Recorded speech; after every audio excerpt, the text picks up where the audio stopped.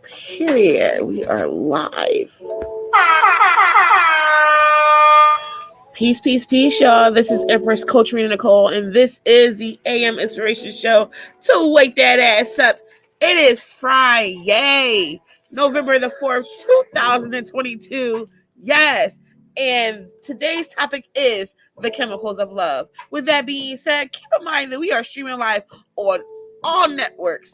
Okay? So come through, get your popcorn, invite your friends, share the rooms, follow, hit the link at the top, join us on StreamYard on live video, and stick around because today is a real ringer. With that being said, I'm gonna let y'all chill out for a few more seconds, and then we're gonna hop right into this topic. Period.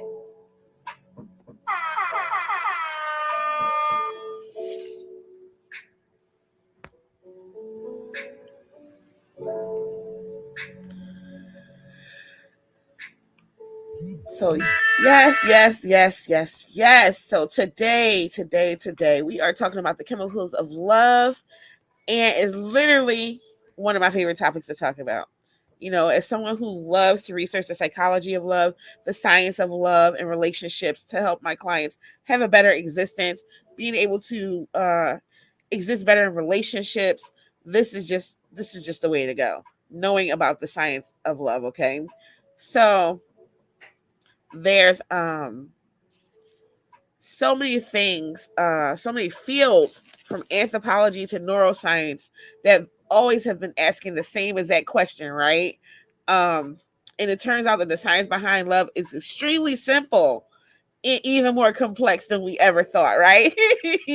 So, like, period. Because you know, someone like me that's extremely like the nuanced empress and the freaking the complexities queen. Yes, period. Okay, so literally, like, if you was to put into Google right now the biology of love, you'll get answers that run from the gamma of accuracy to some straight up BS, right? So needless to say, the scientific basis of love is often sensationalized. Of course, as with most sciences, we don't know enough to draw firm conclusion about every single piece of the puzzle, right? But we know enough about the puzzle to lay that drawn out on the table and do it, right? Okay.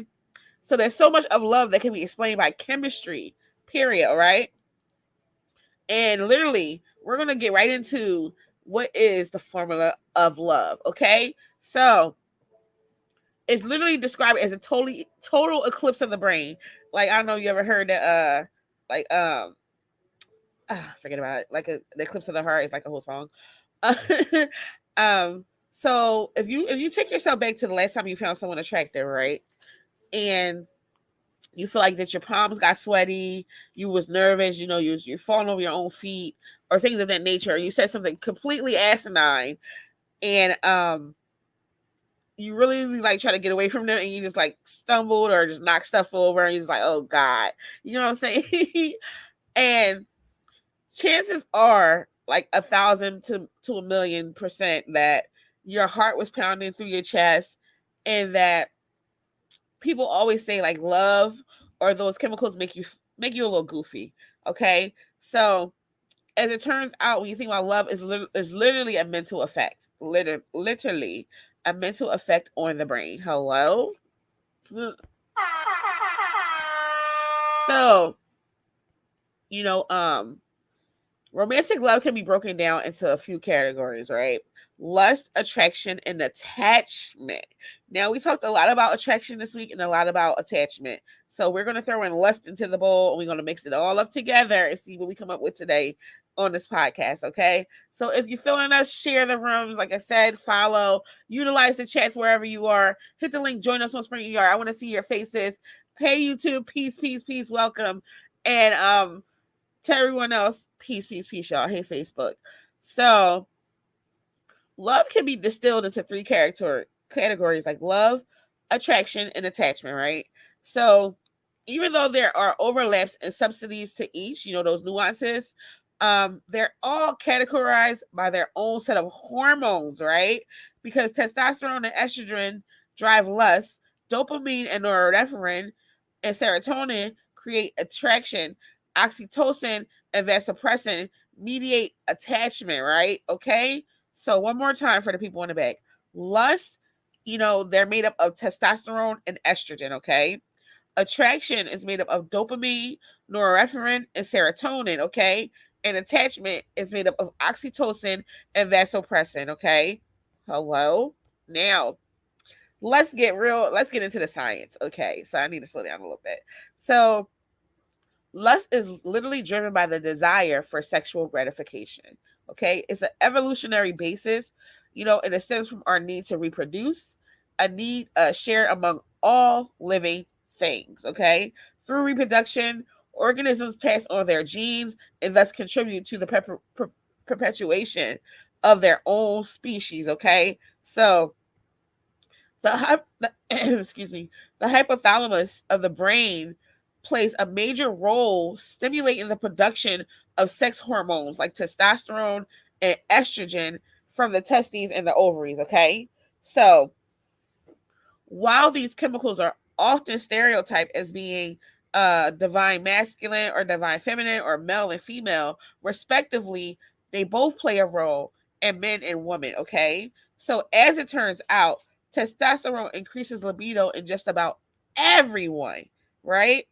And the effects are less pronounced with estrogen, but some women report being more sexually motivated around the time they ovulate when estrogen levels are at their highest. Okay, period. And that's why they want to, hump, and get pregnant and just, they might not want to get pregnant, but around that time of ovulation, it's just like, hey, let's, hey, baby, yeah. Da, da, da, da, da. Okay. Um, Now, the testes and ovaries secrete less sex hormones, testosterone, testosterone and estrogen driving sexual desire, right? So, dopamine and oxytocin and vasopressin are all made in the hypothalamus, right? A region in our brains that control many vital functions as well as emotion, right? So, several regions of our brains it affect love, right?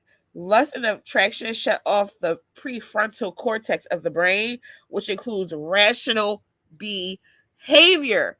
That's why they have crimes of what? Crimes of passion, because you can't be rational when you snapping out because of love. Period. Too much dopamine in the brain. It was this video. She was like, "Hey man, put his penis on me, and the penis just ejaculated in my brain." Wow, I'll never get over that video. I was like, "Wow." I think that's like one of the things that made me like, you know what? I'm going to take a psychology course on love. I want to, right after I seen that video, like maybe like a year or two, that's why I took the course at Harvard for psychology because I was like, wow, because I just couldn't get over, the science behind it. I was like, what? I was like, let me dive deeper a little into that, right? So, love literally is its own reward, okay? Because while attraction seems to be a distinct, through closely related phenomenon, we can certainly lust for someone we are attracted to, and vice versa. One can happen without the other, okay? Attraction involves brain pathways that control the reward behavior, okay? Which partly explains why the first few weeks or months of a relationship can be so exhilarating and all consuming, right? So, dopamine is my favorite chemicals, okay? It's definitely one of my favorite chemicals of the brain, right? So it's produced by the hypothalamus and it's particularly well publicized player in the brain's reward pathway. So it's released when we do things that feel good to us. So a few things that includes is like, spending times with our loved ones and having energy transfers, which is sex, okay? So high levels of dopamine and related hormones called norepinephrine are released during attraction. These chemicals make us giddy, energetic, and euphoric. I know you're like, Empress, you got way too much norepinephrine in your system, period, okay? Uh, it even leading to decreased appetite and insomnia. Hello, okay? So, which means you actually can be so in love that you can't eat or sleep. That's why people that be in love be looking all slim Jim Daddy. Looking all good, skin all glowing. Hello. Some of them be having little tiny bags in their eyes because they don't get no sleep because that's all they think about. Okay. Um, So norepinephrine is also known as what? Noradrenaline, okay? So listen, that may sound familiar because it plays a large role in a fight or flight response, right? Which kicks into high gear when we are stressed, and it keeps us alert for our own survival, okay? Right. That goes into on the pyramid of our safety needs, right? So when it kicks into high gear, we are stressed, and it keeps us alert, okay? Because like, so many people they did the research like on brain scans of people, and it's shown that the primary reward center of the brain, including the ventral tegmental area and the caudate nucleus, right? They fire up like crazy. It's like it just starts sparkling all over the MRI tests and stuff like that. And when people are shown photos of someone they are intensely attracted to, compared to when they are shown someone they feel neutral towards, like someone from their past or something like that, um, it's just like it's like fireworks in the brain. The sensory start going off the charts, right? So in light, attraction seems to be uh it leads to a reduction in serotonin, right? It's a hormone known to be involved in appetite and mood, right? So interestingly, people who suffer from obsessive compulsive disorder has low levels of serotonin, right? And it leads like the people in this field, scientists, to speculate that this is what underlies the overpowering infatuation that characterizes the beginning stages of love. You can't eat, you can't sleep. That's all you think about. That's all you want to talk to. That's all you want to see. Period. Okay. Listen, this is real deep. I love talking about the science of love. Hello, is this thing on?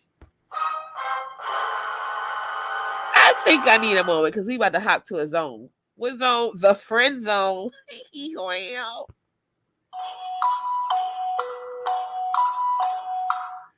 So let's get into that friend zone, right? So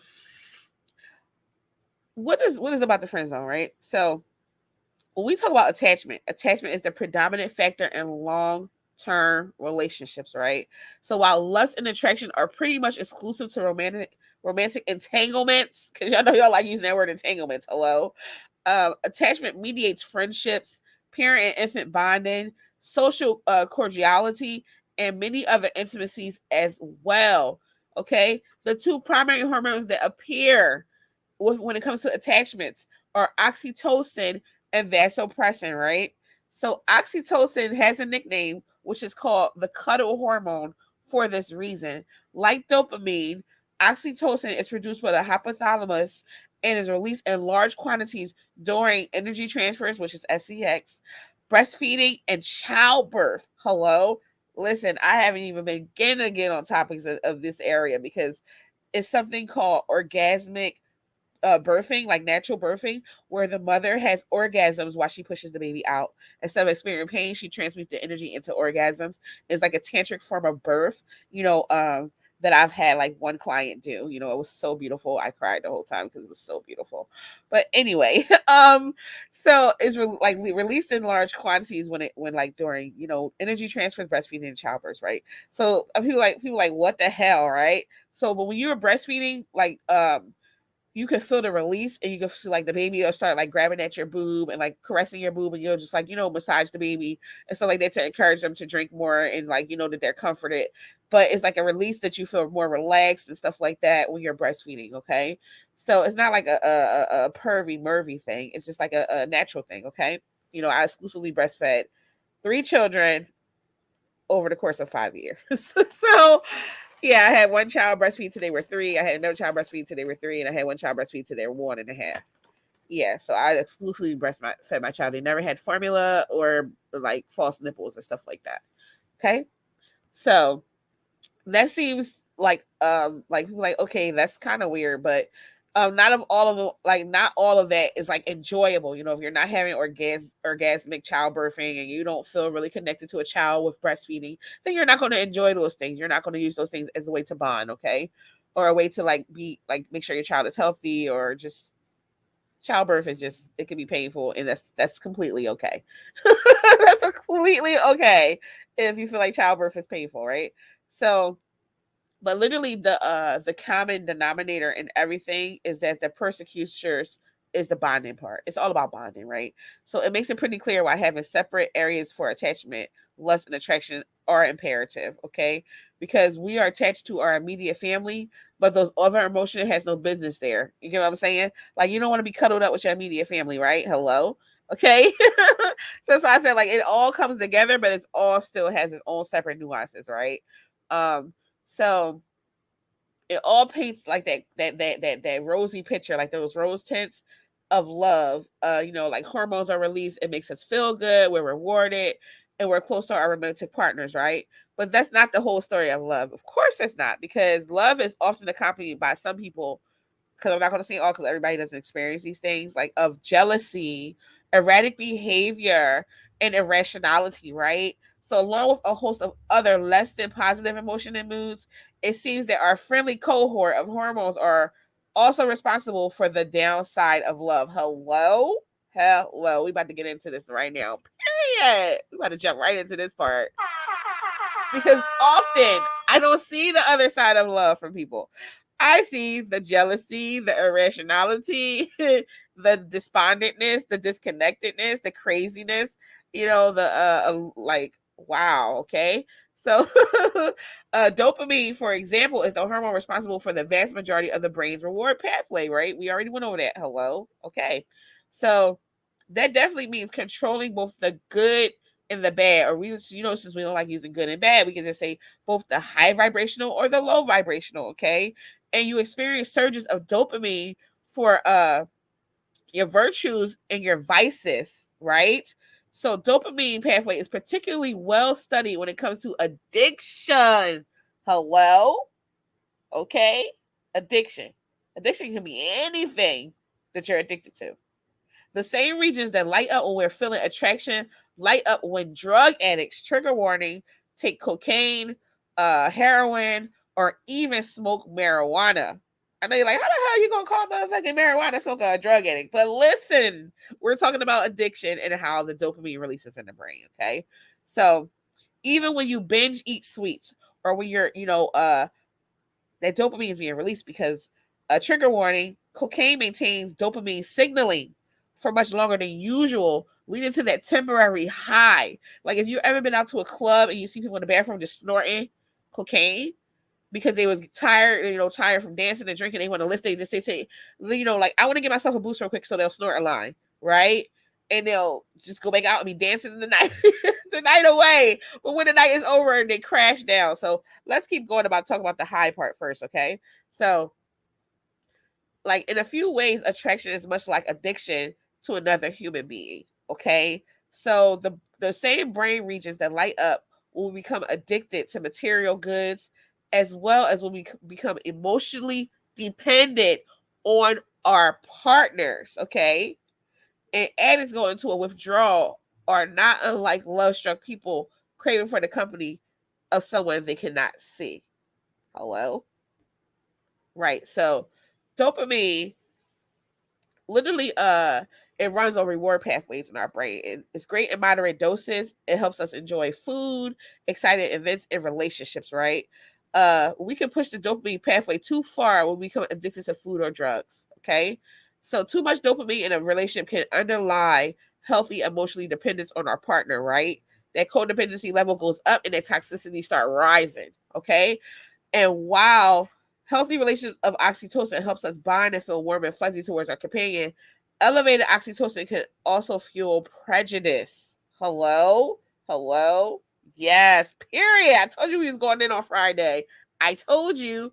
Hello? Okay. So the chemicals of love is not just like, oh, let's just talk about, oh, how I love him. He's so cute. She's so wonderful. There's reasons why you're saying all that none of that shit. Wow. There's so many reasons why you're saying that stuff, okay? Like, you always, like, have you ever heard yourself talk about how much you love someone? I always, when I listen back to myself, I'm like, oh my God, I sound so silly. I sound silly. But like, oh, do you not love that person? No, I still love him. Wow. So the story of oxytocin is too much of a good thing can be bad. literally. Okay, so they had a recent study on party drugs such as MDMA and GHB, and it shows the oxytocin level maybe behind the feel good, excuse me, social effects that these chemicals produce, right? So the positive feelings are taken to an extreme in this case, causing the user to disassociate from their environment and act wildlessly and recklessly. Okay, so oxytocin role as a bonding hormone appears to help reinforce the high vibrational feelings that people already feel towards the people they love. Right, so as you become more attracted to your families, friends, and significant other, oxytocin is working in the background, reminding us why we like these people and increasing our affection for them. Okay? So this may be good things for like things like monogamy and association that are not always high vibrational, right? Because oxytocin has been suggested to play a role in ethnocentrism, increasing our love for people in our already established cultural groups and making those unlike us seem more foreign, right? So dopamine and oxytocin can be a bit of a double-edged sword, okay? So now you're going to get into the whole part of like what would love be without embarrassment? What would love be without embarrassment? I don't know. I don't know. Okay. So sexual arousal appears to turn off regions in our brains that regulate critical thinking, self awareness, and rational behavior, including parts of the prefrontal cortex. Okay. So love makes us dumb. It just you're just a fool who know you in love. What you say? Hey, hey, hey, hey, hey. Okay. Period. Okay. So just think to yourself, like, damn, have I done anything to make me feel like I was in love and later regretted that? Of course you have. Or maybe you're one of those people, I've never did this. I've had a wonderful life. I never had trauma, blah, blah, blah, blah, blah. Sure. Okay. So just keep that in mind, right? So in short, the formula of love, right? So it's a work in progress, right? So um and you just gotta keep in mind, like, listen, it's so many different ways that you could break down the chemicals of love. You could just, like, you know what? It's like, it's just this, it's just that. But like we said before, let's get on to how we break down love, okay? We already broke it down, but like it's a few different phases, like in a order, you know, but I literally just broke it down. But I'm gonna do it in layman's terms really quickly, and then we're gonna head on out of here. So let's do it in layman's terms really quickly, okay? So literally is the first thing that happens is it starts with a crush, right? So the spark of attraction ignites a region buried deep in the brain, which is the ventral tegmental area. It's literally known as the VTA if you want to look it up, right? It recognizes potential rewards. We already went over that, right? Producing a chemical called dopamine, also called the feel good chemical or the neurotransmitter, right? People call it the neurotransmitter. So attraction triggers the VTA to reward you with a rush of pleasure from the neurotransmitter dopamine. That's what actually happened there combined, right? Okay, so dopamine plays a role in movement, motivation, mental focus, psychosis, and even the production of breast milk. Okay, hello. And it's also known as the starting role in addiction and romance, right? So it jumps from neuron to neuron, traveling uh an ancient avenue called the mesopotamic, okay, pathway, okay? It is priming the brain to pay attention and react to expected rewards from food to drugs to hugs to sex and other equally pleasant activities, right? So this network is so ancient, even worms and flies, which evolved about 2 billion years ago, have a similar reward highway in their primitive system. Hello? Dun, dun, dun, dun, dun. So now, like when you think like, oh, what's next after that, right? So a hop, skip, and jump away is a nucleus accumbens, okay? And it's round, it's a flat surface which functions as the stimulus control for the center of the brain, right? It revs up production of dopamine, flooding your brain with enhanced feelings of bliss, euphoria, and desire, right?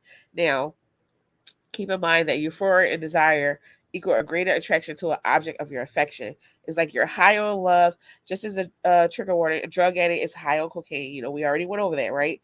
So the nucleus accumbens floods the brain with dopamine, increasing obsessive infatuation with your new love. That's why you're obsessed. It's like, why did I do it this way? Right, because I wanted to go over the chemicals of love, but I wanted to tell y'all exactly how you experience them.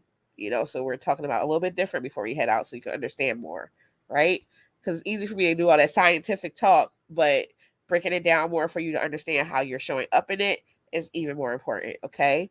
So, during your growing obsession, your brain sends signals to your adrenaline glands, which manufactures adrenaline and norepinephrine, right? So the chemicals that get your body ready to fight or decide to take flight. We went over that as well. So it's like, oh, dun dun dun dun dun, crazy, silly, dumb, dumb, right? Like, out. And it's like you thought this was your sweetheart. They made you tremble. You lost your appetite. You got your sweaty palms. Not to mention that pitter patter of your heart, right? Guess what happens? Dun, dun, dun. You lose your rationality because you lose your judgment. Hello? So it's like all those chemicals come into play and they show up and it deactivates your obligada, okay? So it's like medulla oblongata. Hello, but they deactivate your oblongata, which control your perception of fear, anger, and sadness. And I said it like that because of Anchorman. It's medulla oblongata. Okay, like yes, I'm a complete nerd. I love brain stuff. I love science. I love STEM. I love biology. Hello. So, with that being said, critical thinking and worry regions of the brain are switched off so your love can do no wrong. I think my Aduma Avogado been switched off for 6 years. Well, because it's like everybody's like, hey, that person is wrong. Like, no, they're not. They're wonderful. And they smell good too. you know, um, so that's how it has you. Like those rose tints really be on you. You like shit. You are fine. So no matter no wonder like you feel safe and secure with loved ones. Like some people like, oh, that person is not protecting her or him. They're not, nurturing them. And then your brain is like, oh, they're so wonderful. I feel so safe here. you know, because those chemicals releasing in your brain over and over and over and over. And it's like that high that you can't get enough of. That's why some people are crazy. They might text you 50,000 times if you're away from them because they're like, gotta know if you're okay. I gotta know where you are. Are you thinking of me? I'm thinking of you. Hello. Hello. Dun, dun, dun, dun, dun, dun, dun. Period. Yeah, so love is crazy and wonderful and beautiful. So excuse me, love it doesn't look with the eyes, right? Some people think that, a lot of people, that's why you say, oh, it's not love when they're like, for the image, when they're just with someone because they look good. It's not love. It's just lust. It's not love. And love looks with the mind, right? So excuse me. So if you ever heard of that A Midsummer's Night's Dream by Shakespeare, you should definitely read that play. I played a role in that play, in high school. Hello. But yeah, that's one of my favorite plays by William Shakespeare. Romeo and Juliet, that's for the birds. But A Midsummer Night's Dream, that was a good one. Okay, so when your brain wants to meet, right? So it's like, why the hell would our brain set us up like this? Hello, excuse me, brain. What's going on up there? Excuse me. Okay. So, that you'll stay with someone long enough to procreate, of course, and like that evolutionary is like hardwired to save the species. Like for some reason our brain is just hardwired to think that the species is dying off. Wow. Okay, hello. So let's talk about that, right? Because it all stems from the hypothalamus, right? So the pituitary glands, to remain in love, you need the love hormone oxytocin, right, to keep on being released. And that's what we talked about yesterday in our podcast, was that oxytocin keeps being released, right? Even if someone's love bombing you and it's a real bad situation for you, you won't see it. You won't see it because it's mixed in with the dopamine, the noradrenalines, and stuff like that. So that once the oxytocin keep on being released, you won't see that you're in a situation that you need to get out of, because it's literally telling you like, you're safe here. It is secreting those chemicals into your pituitary glands, right? So, and it leads us to the next level of love, which is what is called attachment, right? That's why we're attached to our partners, because all the things we've been talking about, like the adrenalines, the dopamines, and stuff like that, are quick highs, and they're designed to get us interested in them, and to even keep us comforted during. But that oxytocin, hello, it keeps you in love, it keeps you around. That's a neuropeptide, okay, and it's produced in the hypothalamus, right? It is secreted by the pituitary gland during times of intimacy, right? Like, where I spoke on that, breastfeeding, orgasm, hugging, just spending time together, being close, stuff like that. So, uh, oxytocin strengthens bonds, right? And intimate activities that trigger the release of couples getting stronger bonds or staying together. Whether they even like just there for the image, just being around each other all that time, you start to grow that oxytocin level. And it's like, okay, well, you know what? We already built this life together. I'll stay.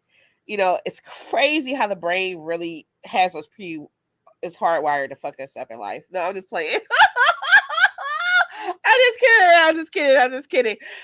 So like, like hugging, kissing, and lovemaking are all things that you can continue to do to keep your brain on love, right? To keep it like functioning in love and stuff like that. So I really sincerely hope y'all enjoyed this one today. I may do a Clubhouse room.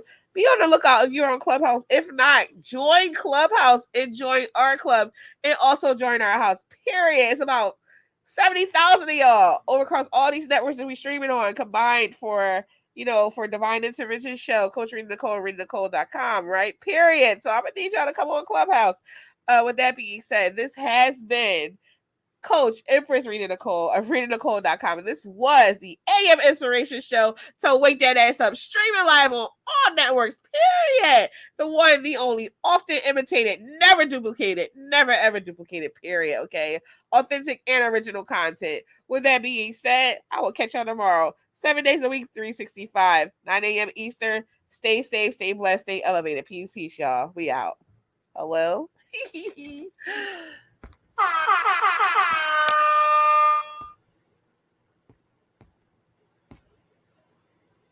Da, da, da.